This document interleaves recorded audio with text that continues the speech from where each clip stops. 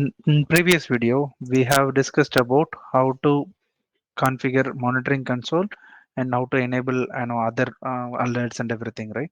So in this video, how we'll discuss about the licensing stuffs in Splunk, what are the license related things we have, and we'll also see how to upload the license, how to create license pool, right?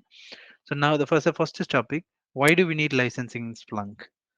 Let's say we are downloading Splunk from a website like splunk.com website, and we are installing it into your laptop or any server, what do you say? So basically that is a trial version, meaning like it is valid only for certain number of days and it has a limited functionality. What is exactly mean by like limited functionality and certain number of days, right? So let's assume we are indexing 1 GB per day, right? The data, like every day you are trying to install 1 GB per day. So that time you will have a daily limit warning like 500 MB, because the trial version that has only 500 MB limitation, meaning you should not index more than 500 MB. If you index more than that, you will get a warning. Okay, and continuous warnings will lead you to stop the Splunk functionality. And if you maintain only 500 MB indexing, like even if you maintain that, it is only valid for 60 days. Beyond 60 days, the functionalities will not work as expected. Okay, so that's the trial license. So for 1 GB itself, if you have this restriction, think about like 500 GB or 10 terabytes or 200 terabytes. So when we index that much big data with this trial version, it is definitely going to fail. So that is the reason, or that is one of the reason we need a license. So at the same time, the enterprise features like acceleration and alerting and advanced examples or deployment server, deployment clients, these features required Splunk license to be enabled. Meaning only if you have the valid license, these advanced features will work for you, right? The next one, what are all the types of license available in Splunk and how to request them? Before going to the production, understanding production license, right? So what are all the free license available in Splunk, right? So there are three types of free license available in Splunk. One is developer license, and another one is Splunk trial license and the free license. So that Splunk trial license is the one which is getting applied when you download the Splunk from the internet. Okay, and the free license is the one which gets activated once the trial version is completed. So free licenses there's only limited features, and it's just like it is never going to expire. But again, with the free license, we cannot do anything. But it's just like a fail safe, right? So it has nothing useful apart from just only limited features. The trial version, as we discussed, it is valid for 60 days and 500 MB per day, restrictions. So and it has all the features enabled by default. So if you download, you can see all the features only for 60 days. But then there is a developer license. So this license, the name itself says a developer. So meaning like developer like you and me, like we can get directly from Splunk. This is also free. You don't need to pay any money. You just need to request in the portal. You have to go and request. I think you can find the link below in the text box. You can click, just directly go and accept the agreement. You will get the license within 3 days, right? And the thing is, it has a validity for 6 months. This won't expire in before 6 months. Even if it is expiring, you can request one new thing. They will renew and give it to you at no cost. And especially it has a 10 GB per day indexing capacity. So if you want to give it a try, let's say before purchasing a production license, if your company wants to test the flow, test the projects, so that time basically, like if you're a Splunk admin, if you already know, during the capacity and architecture and plannings and all, right? So we will get some kind of inputs and we have to try, like we need to know whether this flow can be implemented. So during that time, even your company is not clear like whether should we buy Splunk or not. So using this developer license, your company or you can demo it, or it can test the integrations and everything. If it works out, then you can go and buy the production license. But don't use the developer license for your production environment, because once they come to know, Splunk company can come to know, they can do a legal action against you. So this will be a big remark. So don't ever use the developer license in your production environment. Yeah. Splunk cloud license. So whatever we saw at that table in the table, that is a Splunk enterprise license, which means you can download that and you can install it in your server, and then you are managing everything. And in Splunk, if you already know that there is a something called Splunk Cloud. So it is a SaaS service provided by Splunk. So which means it is maintained, installed and maintained by Splunk. So it's a cloud version of Splunk Enterprise. So in that, actually, we have a Splunk cloud license separate one. So that the licensing works in a different way. Let's not go into detail about it. But that's a different licensing requirement actually altogether. So, but when it comes to the Splunk Enterprise, make sure you understand these three different terms. And the same way, like if you get like 500 GB per day, then you have to pay. That will become a production license. So along with that, there are different licenses. We will give the link in the chat. You can, I mean, we'll give the link in the description. You can go and explore more. Now, what happens if you exceed the license limit? Let's say you have a 90 GB license daily volume. Right, that's what your how much your license you purchased. And if your daily data is getting increased 100 GB, just suddenly you are getting 100 GB of data for one day, you will get one warnings. Okay, one warning. So that's fine. Like first you will get a notification. If you don't fix that, and then it mean the midnight it will become a warning. Okay, it will have time, then it will become warning. So in like this, if you get 5 or more warning in a 30-day rolling window, right? With the rolling window means the difference between the first alert and the last alert, like first alert and the fifth alert, should be if it is more than 30 days, it is fine. Or if it is less than 30 days, then gone, the entire story is gone. You will get a violation. So make sure you won't get 5 or more warnings within a 30-day rolling window. So this is the ideal things we were, I mean, this is the historical thing they were following. But in a recent days they upgraded this conditions. Like if you have a 100 less than 100 GB license, like 90 GB, if you have Splunk version of 6.5 to 8.1.0, if you are using this version of Splunk, then 5 or more warnings in a 30-day rolling window will give you violation. If you have a latest version, let's say you have a same 90 GB license, but you are using a latest version of Splunk, then you are allowed to have a 45 or more warnings, like within a rolling window. If you are crossing 45, then violation will come. The same way, if your license is more than 100 GB, then even if you use like from the beginning, like 6.5 or whatever the version you use from the older version, 45 or more warnings, only then in a 60-day rolling window, only then you will get a violation. Okay, right. And the next one is like, let's compare. Like we just saw there's a different category, greater than 100 GB, less than 100 GB, right? So what happens in the violation? Once you get the violation, what will happen? So we can categorize it the two different way: less than 10 GB, greater than 10 GB, or with 10 GB, less than or equal, greater than or equal to 100 GB. Sorry, 100 GB means search won't get blocked if you get more than 100 GB license. That is a like business logic. So Splunk announced that if you buy more than 100 GB of license, even though you are in a violation, your searches won't be blocked. You see here, that's what we say.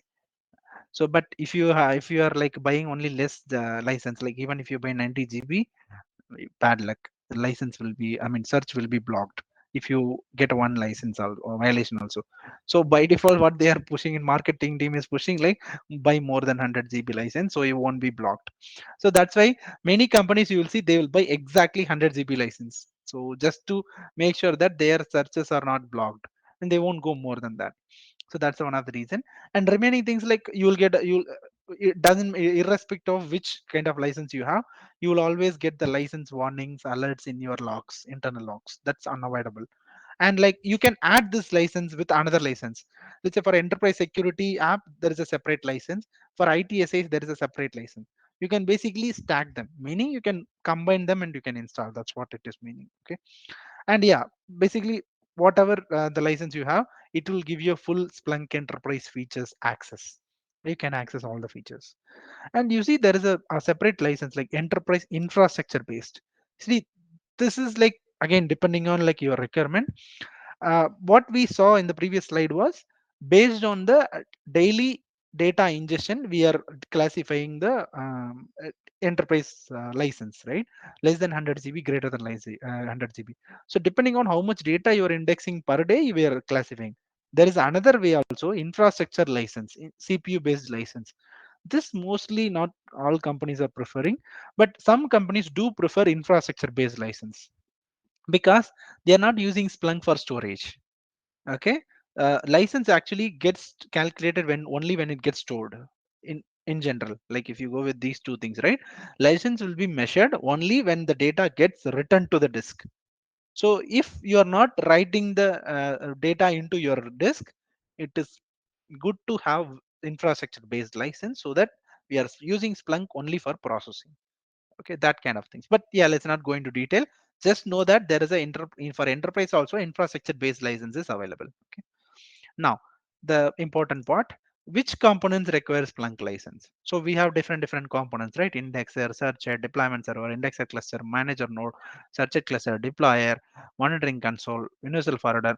Light forwarder, it's not there now, but it was there like in the 6 start versions. There was a light forwarder, but now it's not there. But yeah, heavy forwarder, which does only forwarding. Just it forwards the data, and heavy forwarder which does local indexing, meaning it gets the data, it does extra copy in its local, then it will forward to indexer.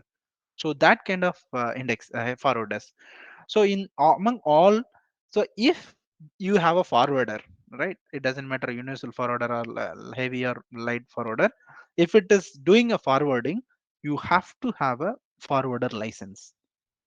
Okay, there is a separate forwarder license. If you have a valid Splunk enterprise license, like sales team will give you additional, like this is not going to cost you. If you buy an enterprise license, let's say you are buying a 100 GB enterprise license, they will give this forwarder license for free because it's forwarder is not doing anything. Because why do you may I ask, like why do forwarders need license, right? It's just forwarding. But yeah, still it is using the features, right? Like features of Splunk Enterprise, like because heavy forwarder is nothing but a Splunk Enterprise. So what we saw is after like 60 days of trial, the Splunk Enterprise become free license. So with that, you cannot forward the data. So the forwarder license will enable you to have full features at the forwarder level also. Universal forwarder does not require, you don't need to worry about it. But if you are using a heavy forwarder, I would prefer you to get the forwarder license separately and install it. Let's say in that heavy forwarder itself, you are doing the local indexing. Then you have to install, I mean, you have to connect your forwarder to the enterprise license, because wherever it has a indexing, you have to have an enterprise license. Okay, yeah, that's what heavy folder that index data and or use other Splunk Enterprise features need access to Splunk Enterprise license. Okay, so these are all the concepts. Now let's go and create a license pool, because we have seen, and let's first add the license and then let's create license pool. So for that, I think you might have already raised a Splunk developer license. If not, click the link in the description and you can raise the developer license request. And once you raise the request, you will get that license within 3 days, maximum within 3 days, like this. So I got my license like here and the Gmail, I got it. So it will have a subject like your 10 GB Splunk developer license. You can check your mailbox. And yeah, this is how I got a license. I'm downloading this. Okay, I'm keeping it in the downloads. You can keep it wherever you want, but keep it safe. And yeah, I logged into the management console, and in our lab server, so we are using the management console as a license server itself, because we don't want to keep different license servers, I mean different servers. But in production, right, in your company production and all, if you have like hundreds of indexers and all those big infrastructure, it is suggested to have a dedicated license server. Okay, so now this is the where I am going to configure license server. It's actually very simple. Click on settings, go to licensing, and click on add license, and again choose the file and select the file which you downloaded, and just click on install. You have to restart it. Okay, it's that simple. So it will get restarted again. Yeah, this is one of the bug. So let's clear the reset message, and yeah.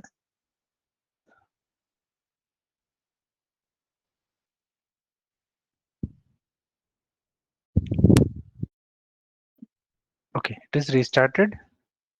Now let's log in to the server again. Let's go to the settings and licensing. And you see, we have a Splunk developer personal license, something it's mentioned here. You see 10 GB we have. So that's it. So now our license is added.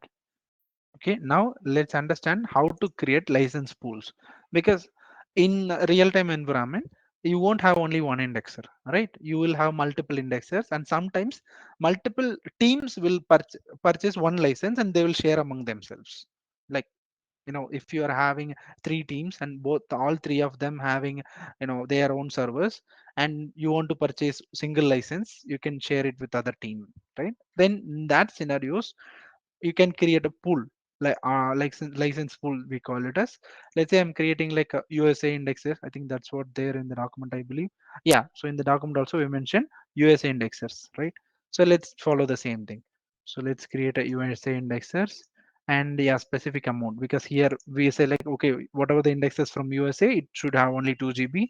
So I can just say 2048, or like I can just change it to GB. It is easy, just 2 GB. That's easy. Yeah, I'm just saying any indexer that connects, but yeah, I can go for a specific indexers also. Can click on submit. Oh, okay. No more quota to create the new pool US index. Okay. Now let's go to the license. Okay, you see like auto-generated pool. The default one has a 10 GB limitation. So now let's edit that. Let's edit it. And where did we have the default? Okay, default pool we need to keep a 6 GB. So let's keep the 6 GB. And yeah, specific indexes. I can just save it. Yeah, update successful. Now you see the default pool is having only 6 GB. Now I can add extra two pools like USA indexers. Yeah, and here I can change the GB and I can say 2 GB, and the specific indexes. I can just submit it. I can click OK, and India indexes. So pool. You see the pool is started coming up. Okay. So India indexes, and like a specific amount for this, I can even give 2 GB specific indexes, right? So I'm just submitting it. Now, click on OK. So yeah, so now we have three different pools created. The default pool, just like auto-generated pool enterprise, and the India indexes, it has a 2 GB of limit, and US indexes have a 2 GB of limit. So now this is how you can create a pool.